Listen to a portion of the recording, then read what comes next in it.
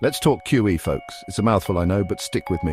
In simple terms, quantitative easing is like a shot of adrenaline for a sluggish economy.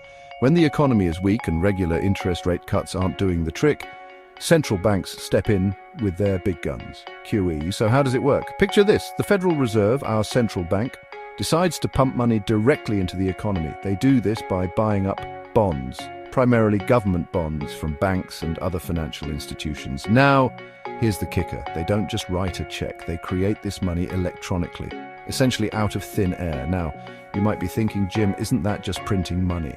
Won't it lead to inflation? And you're right to ask. It's a valid concern. But the idea is that by injecting this money into the system, banks will have more cash on hand to lend. This, in turn, should encourage businesses to borrow, invest, and create jobs. It's all about getting the economy back on its feet.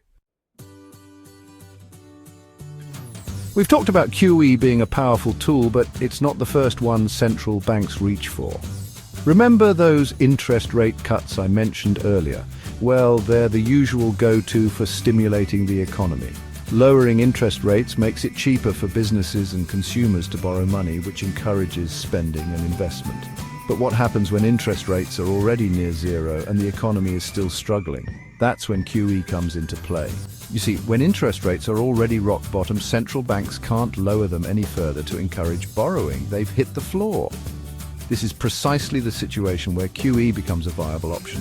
By injecting money directly into the economy, central banks can bypass the traditional interest rate mechanism and provide a much-needed boost. It's like finding a secret passage when the front door is locked. Now let's talk about how this all affects your investments, starting with the stock market. When the Fed announces a round of QE, it's like music to the ears of many investors. Why? Because QE tends to push stock prices higher. Here's the logic. All that new money the Fed injects into the system has to go somewhere, right? Some of it ends up in the stock market. This increased demand for stocks drives up their prices, often leading to a bull market. But hold on a second before you go all in on stocks.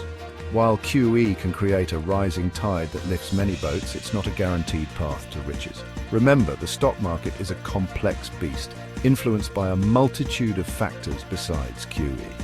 It's crucial to remember that QE is not a permanent fixture. It's a temporary measure designed to support the economy during tough times. When the economy eventually recovers and the Fed starts to wind down QE, the stock market can react negatively. That's why it's essential to have a well-diversified portfolio and a long-term investment strategy.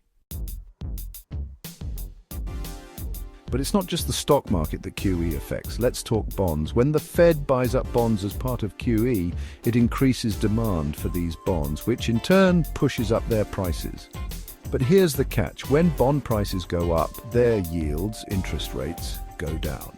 Now let's move on to real estate. QE's impact on real estate is a bit less direct, but still significant.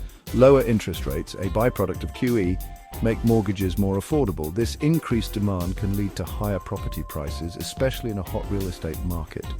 And finally, let's address the elephant in the room, inflation. Remember when I said printing all that money could lead to inflation? Well, that's one of the biggest risks of QE. When more money chases the same amount of goods and services, prices tend to rise. And that, my friends, is inflation. So there you have it, folks. Quantitative easing, a powerful tool with the potential to both boost the economy and impact your investments. Just remember, it's not a free lunch. There are risks to consider, and it's essential to stay informed and make investment decisions that align with your overall financial goals.